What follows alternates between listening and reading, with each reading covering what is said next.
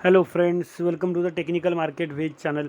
दोस्तों, आज जिस कंपनी के बारे में डिस्कस करने वाले हैं दोस्तों, कंपनी बेसिकली आईटी सेक्टर से बिलोंग करती है और कंपनी का एक मार्केट में बोल सकते हैं नाम भी है, लेकिन बहुत कम लोग इस कंपनी को जानते हैं क्योंकि कंपनी का जो प्राइसिंग है और ना ही मीडिया की साइड पे इसके बारे में ज़्यादा डिस्कस किया जाता है। बट दोस्तों, कंपनी जो है वो ओवरऑल मतलब इंटरनेशनल लेवल पे काम करती है और आईटी सेक्टर में काम करती है, जो कि हेल्थ केयर सेक्टर को अपना आईटी सर्विस प्रोवाइड करती है दोस्तों कंपनी। और पिछले एक साल के अगर रिटर्न भी देखोगे ना, तो लगभग ये 32 के आसपास ट्रेड कर रहा था, मतलब 30-35 के आसपास ट्रेड कर रहा था लॉकडाउन के समय, और अभी ये लगभग 125 के आसपास ट्रेड कर रहा है। मतलब अगर रिटर्न भी देखोगे ना, तो 4 से 5 गुना पैसा किया लोगों का इस कंपनी ने।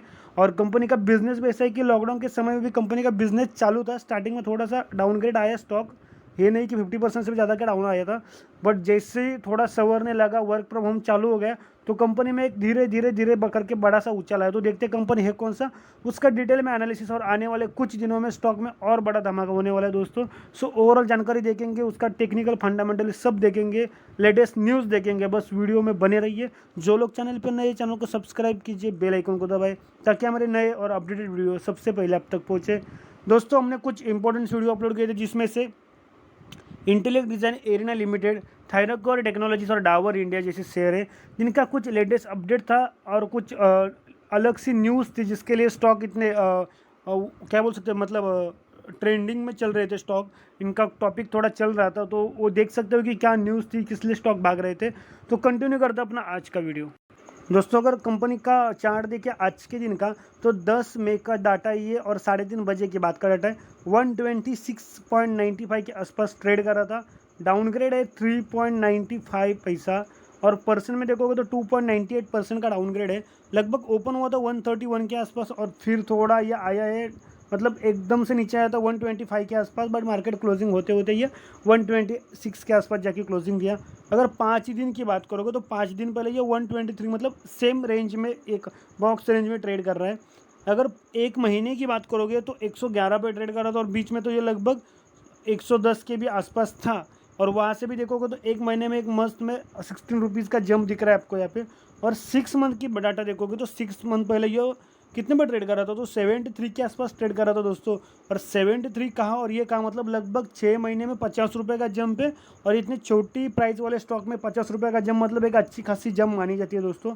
मैं आपको ओवरऑल डाटा दिखाता हूँ ऑल टाइम का। तो स्टॉक आया था 2007 में 80 रुपये पे जब लिस्टेड हुआ था। उसके बाद फिर 2009 में 11 रुपये पे आया था, जो एक पेनी स्टॉक का प्राइस रहता है वो प्राइस पे। उसके बाद तो फिर एकदम 2012 में तो और डाउन आया था, मतलब अपसाइड जाके डाउन आया लगभग 8-9 रुपये के आसपास। मतलब ये टाइम पे अगर जिसने भी कंपनी को इग्नोर किया तो उनका तो छोड़ दो, लेकिन जिसने बाय किया उनको अच्छे खासे रिटर्न मिले, क्योंकि आने वाले 2 साल में फिर 8 वाला शेयर 40 पे पहुंचा था। और फिर एक बॉक्स रेंज में घूमने के बाद, मतलब होल्ड जिसने किया उनको फिर 2018 में वही शेयर 70 के आसपास मिला।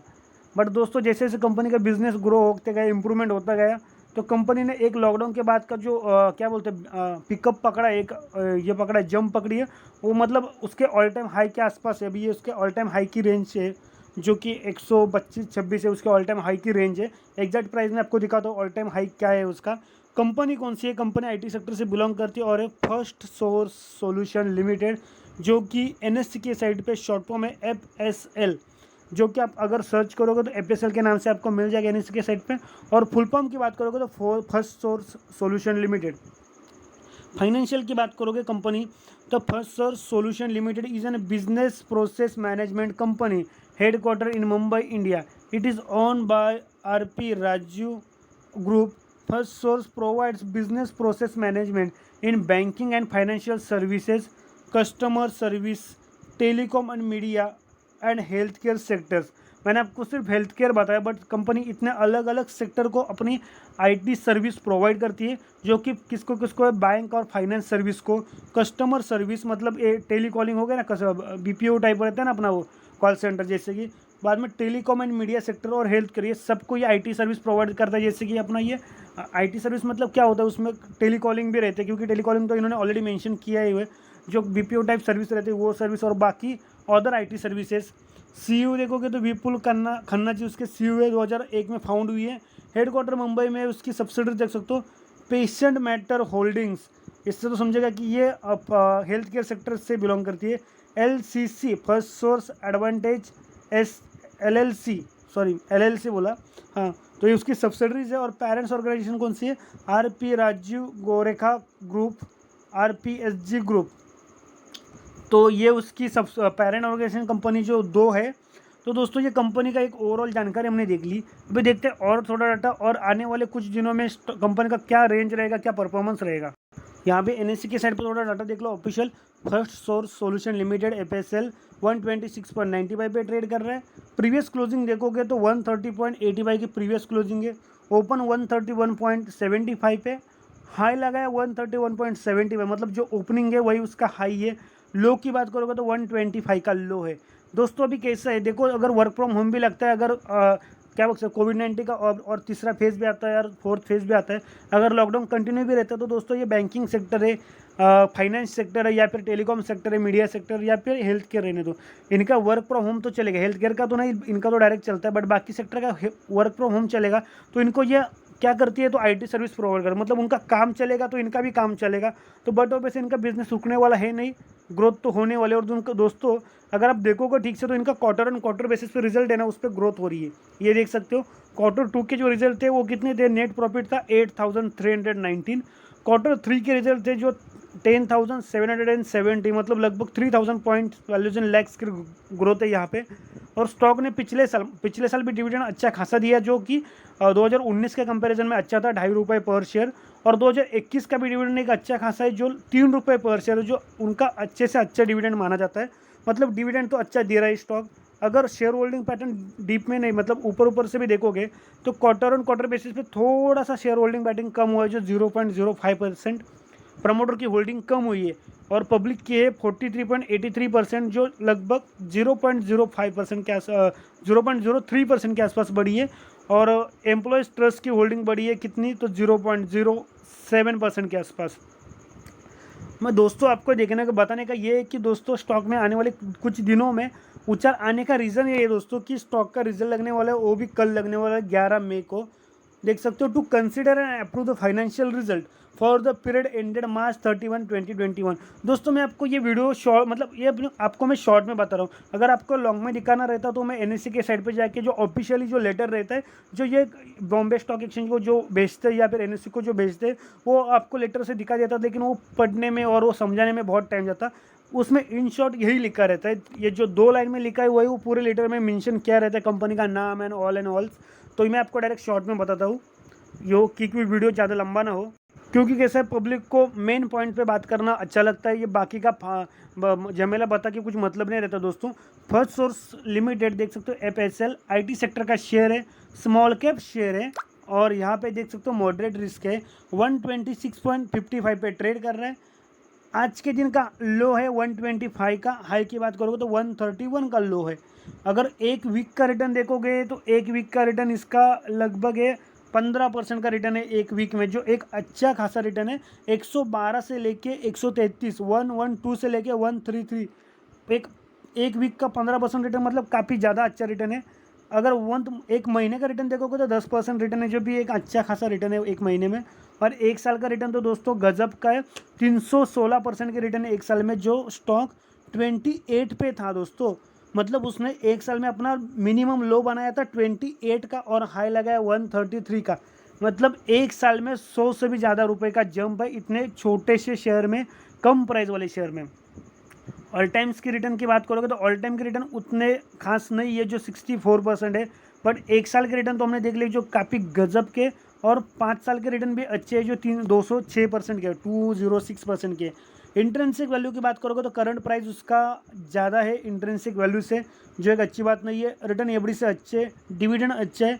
अभी एंट्री पॉइंट सही नहीं बता रहा है, क्योंकि स्टॉक ओवरबॉट जोन पे बता रहा है।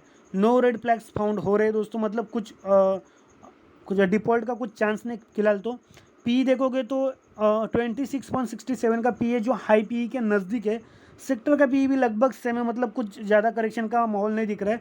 और यहाँ पे देखोगे दोस्तों तो बाइंग का रिकमेंडेशन 100% का दोस्तों, मतलब यहाँ से भी स्टॉक ऊपर जाने की चांसेस काफ़ी ज़्यादा रखता है। यहाँ पे तो कंपनी का हमने बिजनेस तो ऑलरेडी देख लिया कि कंपनी क्या करती है, बैंकिंग फाइनेंस सेक्टर को IT सर्विस प्रोवाइड करती है। ईयरली रिजल्ट देखोगे वैल्यू 1000 करोड़ में। पिछले 3 साल के कंपैरिजन में कंपनी का रेवेन्यू इतना बड़ा है 2020 में, जो देख सकते हो 4.11 करोड़ है, और प्रॉफिट 0.34 करोड़ है, जो 2019 के कंपैरिजन में थोड़ा सा कम हुआ है, बट 17 और 18 के कंपैरिजन में अच्छा खासा है। दोस्तों मैं आपको ये दिखाने का ये रही है क्योंकि स्टॉक में ना दोस्तों होल्डिंग देखना इंपॉर्टेंट है, और लेटेस्ट वाला अपडेट होल्डिंग। दोस्तों ये FSL जो शेयर है, फर्स्ट सोर्स सॉल्यूशन, तो ये शेयर्स राकेश झुंझुनवाला जी के पोर्टफोलियो में है, लेकिन उन्होंने अपना होल्डिंग थोड़ा बहुत कम किया है दोस्तों। हालांकि उनका होल्डिंग अभी लगभग 1% के आसपास है, जो कि पहला थोड़ा ज़्यादा था दोस्तों, बट अभी देखना ये है कि अभी करंटली उसका होल्डिंग क्या है। तो अगर प्रमोटर ने अपना देखोगे तो प्रमोटर ने अपना होल्डिंग थोड़ा सा कम किया 0.05% के आसपास, जो करंटली 53.72% है। म्यूचुअल फंड ने अपना holding quarter on quarter basis पे बढ़ा लिया दोस्तों, ये अंडरलाइन करने वाली बात है। करंटली उतना उनका होल्डिंग 11.92% है, जो लगभग 0.80% के आसपास बढ़ चुका है। डोमेस्टिक वालों का होल्डिंग देखोगे तो उन्होंने अपना होल्डिंग लगभग यहाँ पे 2.5% के आसपास कम किया है, जो अभी करंटली 2.31% है।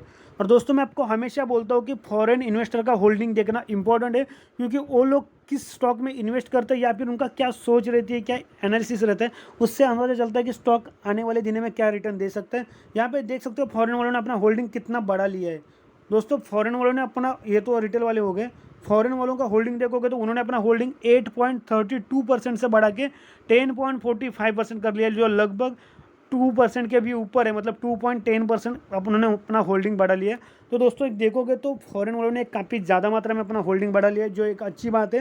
रिटेल वालों ने अपना होल्डिंग थोड़ा सा कम किया, जो 21.16% है, जो कितना कम हुआ है तो लगभग हो चुका है कम 0.46%। तो ओवरऑल हमने होल्डिंग देख लिया, जिसमें से अंडरलाइन करने वाली बात है कि म्यूचुअल फंड ने अपना holding quarter on quarter basis पे बढ़ा लिया है। फॉरेन वालों ने अपना होल्डिंग काफ़ी ज़्यादा मात्रा में बढ़ा लिया है, और आशंका है कि दोस्तों उसके Q3 के रिजल्ट अच्छे खासे आ सकते हैं, जिसके लिए आने वाले कुछ दिनों में इसमें एक उछाल देख सकते हो।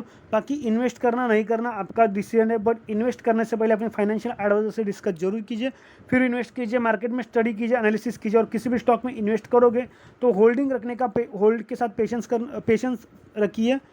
जल्दबाजी में किसी भी स्टॉक को लॉस में नहीं बेचना है आपको, क्योंकि हम मार्केट में पैसा कमाने के लिए आइए, लॉस लेने के लिए नहीं आए दोस्तों। सो एनालिसिस कीजिए, मार्केट में बने रहिए। मिलेंगे अगले वीडियो में।